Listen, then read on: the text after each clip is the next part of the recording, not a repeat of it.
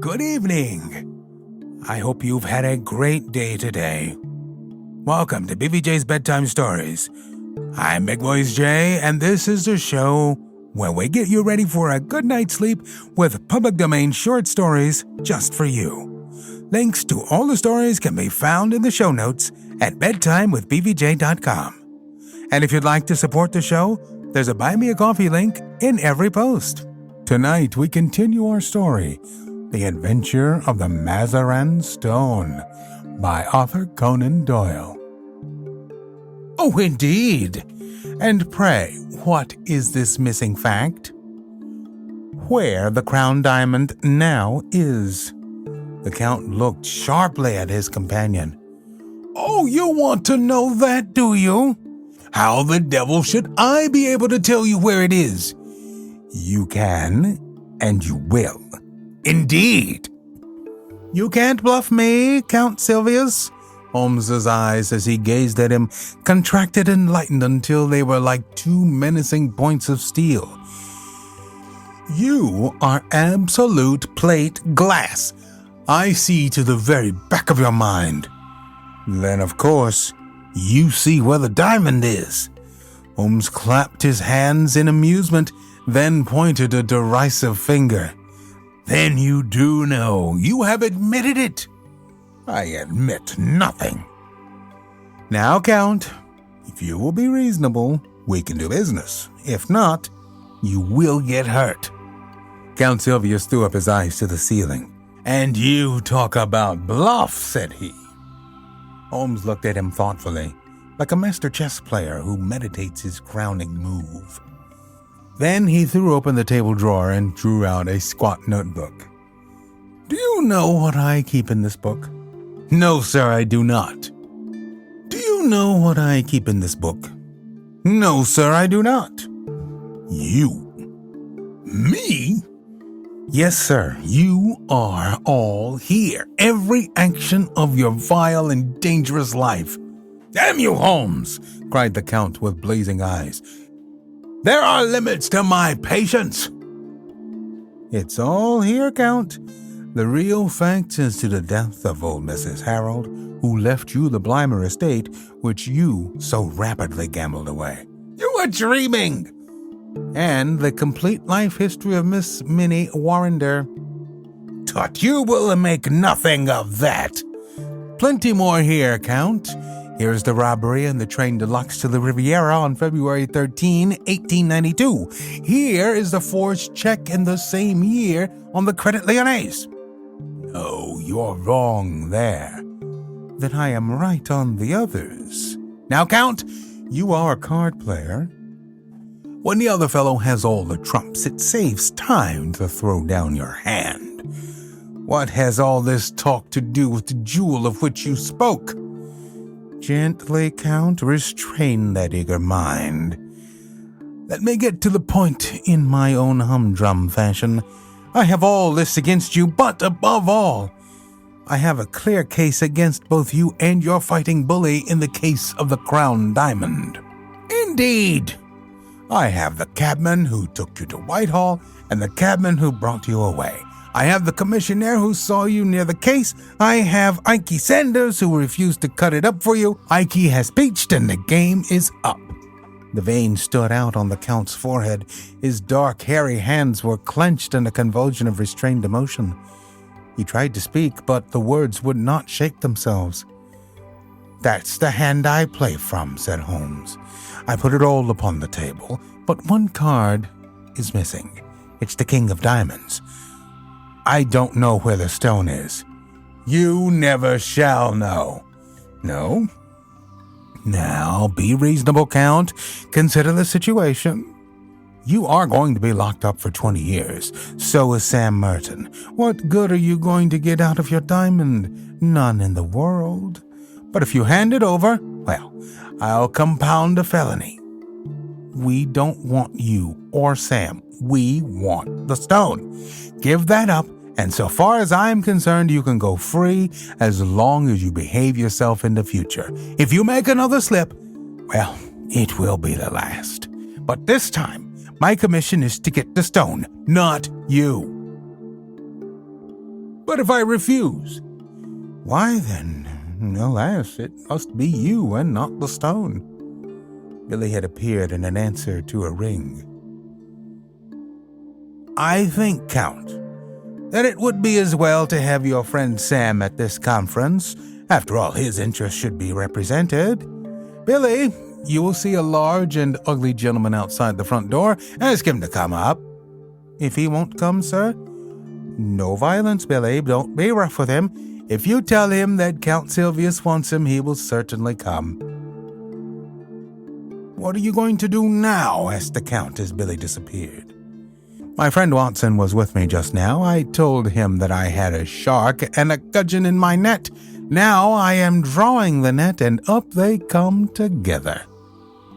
The Count had risen from his chair, and his hand was behind his back. Holmes held something half protruding from the pocket of his dressing gown. "You won't die in your bed, Holmes." "I have often had the same idea. Does it matter very much? After all, Count, your own exit is more likely to be perpendicular than horizontal. But these anticipations of the future are morbid. Why not give ourselves up to the unrestrained enjoyment of the present?" A sudden, wild beast-like sprang up in the dark, menacing eyes of the master criminal. Holmes's figure seemed to grow taller as he grew tense and ready. "It is no use fingering your revolver, my friend," he said in a quiet voice. "You know perfectly well that you dare not use it, even if I gave you time to draw it. Nasty, noisy things, revolvers, Count. Better stick to air guns. I think I hear the fairy footstep of your estimable partner. Good day, Mr. Merton. Rather dull in the street, is it not?" The prizefighter, a heavily built young man with a stupid, obstinate, slab-sided face, stood awkwardly at the door, looking about him with a puzzled expression. Holmes's debonair manner was a new experience, and though he vaguely felt that it was hostile, he did not know how to counter it. He turned to his more astute comrade for help. "What's the game now, Count? What's this fellow want? What's up?" His voice was deep and raucous. The Count shrugged his shoulders, and it was Holmes who answered. "If I may put it in a nutshell, Mr. Merton, I'd say it was all up." The boxer still addressed his remarks to his associate. "Is this cove trying to be funny or what? I'm not in a funny mood myself." "No, I expect not," said Holmes. "I think I can promise you that you will feel even less humorous as the evening advances. Now, look here, Count Silvius. I'm a busy man and I can't waste time. I'm going into that bedroom. Pray make yourselves quite at home in my absence. You can explain to your friend how the matter lies within the restraint of my presence. I shall try over the Hoffmann barcarolle upon my violin. In 5 minutes I shall return for your final answer. You quite grasp the alternative, do you not? Shall we take you, or shall we have the stone?" Holmes withdrew, picking up his violin from the corner as he passed. A few moments later, the long-drawn, wailing notes of that most haunting of tunes came faintly through the closed door of the bedroom. "What is it, then?" asked Merton anxiously, as his companion turned to him. "Does he know about the stone?" "He knows too much about it. I'm not sure if he doesn't know all about it. Good Lord!" The boxer's sallow face turned a shade wider. "Ikey Sanders has split on us." "He has he? I'll do him a thick 'un for that if I swing for it." "That won't help us much. We've got to make up our minds what to do." "Half a mo," said the boxer, looking suspiciously at the bedroom door. "He's a leery cove that wants watching. I suppose he's not listening? How can he be listening with that music going?" "That's right. Maybe somebody's behind a curtain. Too many curtains in this room." As he looked round, he suddenly saw for the first time the effigy in the window, and stood staring and pointing, too amazed for words. "Tut, it's only a dummy," said the Count. "A fake, is it? Well, strike me. Madame Tussaud ain't in it. It's the living spit of him, gown and all. But them curtains, Count. Confound the curtains. We're wasting our time, and there's none too much. He can lag us over the stone. The deuce he can. But he'll let us slip if we only tell him where the swag is. What? Give up 100,000 quid? It's one or the other." Merton scratched his short-cropped pate. "He's alone in there. Let's do him in. If his light were out, we should have nothing to fear." The Count shook his head. "He is armed and ready. If we shot him, we could hardly get away in a place like this. Besides, it's likely enough that the police know whatever evidence he's got." "Hello, what was that?" There was a vague sound which seemed to come from the window. Both men sprang round, but all was quiet. Save for one strange figure seated in the chair, the room was certainly empty. "Something in the street," said Merton. "Now look here, Governor. You've got the brains. Surely you can think a way out of it. If slugging is no use, then it's up to you." "I fooled better men than he," the Count answered. "The stone is here in my secret pocket. I take no chances leaving it about. It can be out of England tonight and cut into 4 pieces in Amsterdam before Sunday. He knows nothing of Van Setter." "I thought Van Setter was going next week." "He was, but now he must get off by the next boat. One or other of us must slip round with the stone to Lime Street and tell him. But the false bottom ain't ready." "Well, he must take it as it is and chance it. There's not a moment to lose."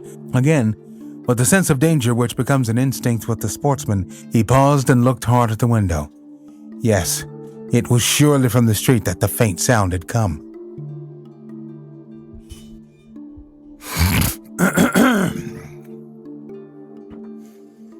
"As to Holmes," he continued, "we can fool him easily enough.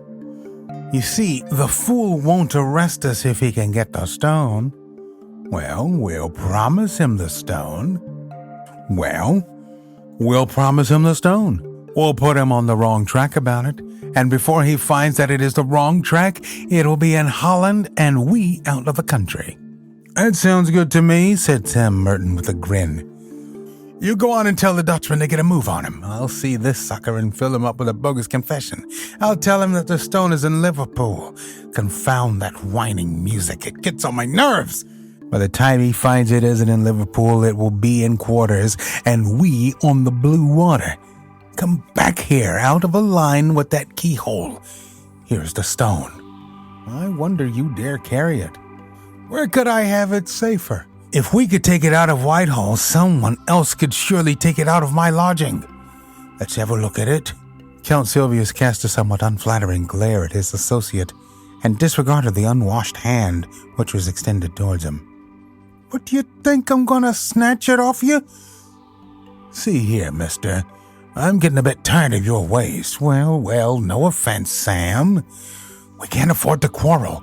Come here to the window if you want to see the beauty properly. Now, hold it to the light. Here. Thank you." With a single spring, Holmes had leaped from the dummy's chair and had grasped the precious jewel.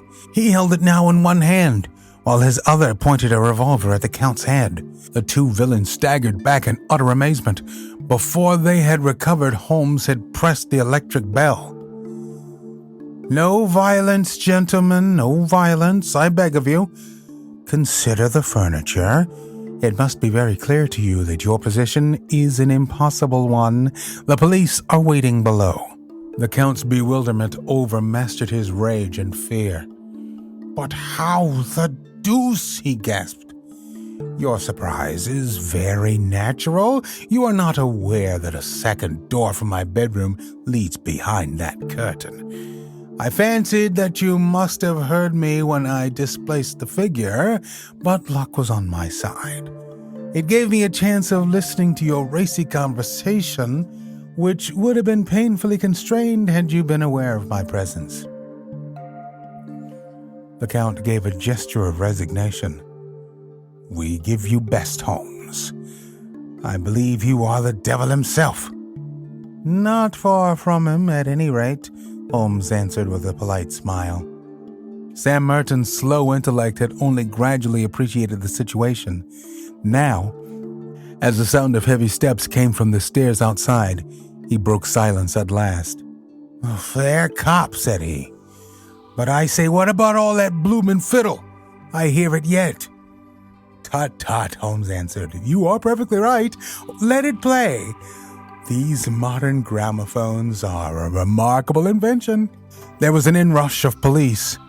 The handcuffs clicked, and the criminals were led to the waiting cab. Watson lingered with Holmes, congratulating him upon this fresh leaf added to his laurels. Once more their conversation was interrupted by the imperturbable Billy with his card tray. "Lord Cantlemere, sir." "Show him up, Billy. This is the eminent peer who represents the very highest interests," said Holmes. "He is an excellent and loyal person, but rather of the old regime. Shall we make him unbend? Dare we venture upon a slight liberty? He knows we may conjecture nothing of what has occurred." The door opened to admit a thin, austere figure with a hatchet face and drooping mid-Victorian whiskers of a glossy blackness which hardly corresponded with the rounded shoulders and feeble gait. Holmes advanced affably and shook an unresponsive hand. "How do you do, Lord Cantlemere? It is chilly for the time of year, but rather warm indoors. May I take your overcoat?" "No, I thank you. I will not take it off." Holmes laid his hand insistently upon the sleeve. "Pray allow me. My friend Dr. Watson would assure you that these changes of temperature are most insidious." His lordship shook himself free with some impatience. "I am quite comfortable, sir. I have no need to stay. I have simply looked in to know how your self-appointed task was progressing." "It is difficult, very difficult." "I feared that you would find it so." There was a distinct sneer in the old courtier's words and manner. "Every man finds his limitations, Mr. Holmes, but at least it cures us of the weakness of self-satisfaction." "Yes, sir, I have been much perplexed." "No doubt." "Especially upon one point. Possibly you could help me upon it." "You apply for my advice rather late in the day. I thought that you had your own all-sufficient methods. Still, I am ready to help you." "You see, Lord Cantlemere, we can no doubt frame a case against the actual thieves." "When you have caught them." "Exactly. But the question is, how shall we proceed against the receiver? Is this not rather premature?" "It is as well to have our plans ready. Now, what would you regard as final evidence against the receiver?" "The actual possession of the stone." "You would arrest him upon that?" "Most undoubtedly." Holmes seldom laughed, but he got as near it as his old friend Watson could remember. "In that case, my dear sir, I shall be under the painful necessity of advising your arrest." Lord Cantlemere was very angry. Some of the ancient fires flickered up into his sallow cheeks. "You take a great liberty, Mr. Holmes. In 50 years of official life, I cannot recall such a case. I am a busy man, sir, engaged upon important affairs, and I have no time or taste for foolish jokes. I may tell you frankly, sir, that I have never been a believer in your powers, and that I have always been of the opinion that the matter was far safer in the hands of the regular police force. Your conduct confirms all my conclusions. I have the honor, sir, to wish you good evening." Holmes had swiftly changed his position and was between the pier and the door. "One moment, sir," said he. to actually go off with the Mazarin Stone would be a more serious offense than to be found in temporary possession of it. Sir, this is intolerable. Let me pass. Put your hand in the right-hand pocket of your overcoat. What do you mean, sir? Come, do what I ask. An instant later, the amazed peer was standing, blinking and stammering, with a great yellow stone on his shaking palm. What? How is this, Mr. Holmes? Too bad, Lord Cantlemere, too bad, cried Holmes. My old friend here will tell you that I have an impish habit of practical joking. Also that I can never resist a dramatic situation. I took the liberty, the very great liberty, I admit, of putting the stone in your pocket at the beginning of our interview. The old peer stared from the stone to the smiling face before him. Sir, I am bewildered. But yes, it is indeed the Mazarin Stone. We are greatly your debtors, Mr. Holmes. Your sense of humor may, as you admit, be somewhat perverted and its exhibition remarkably untimely, but at least I will draw any reflection I have made upon your amazing professional powers. But how? The case is but half finished. The details can wait. No doubt, Lord Cantlemere, your pleasure in telling of this successful result in the exalted circle to which you return will be some small atonement for my practical joke. Billy, you will show his lordship out and tell Mrs. Hudson that I shall be glad if she would send up dinner for two as soon as possible. We are always on the hunt for great stories like these to feature on the show.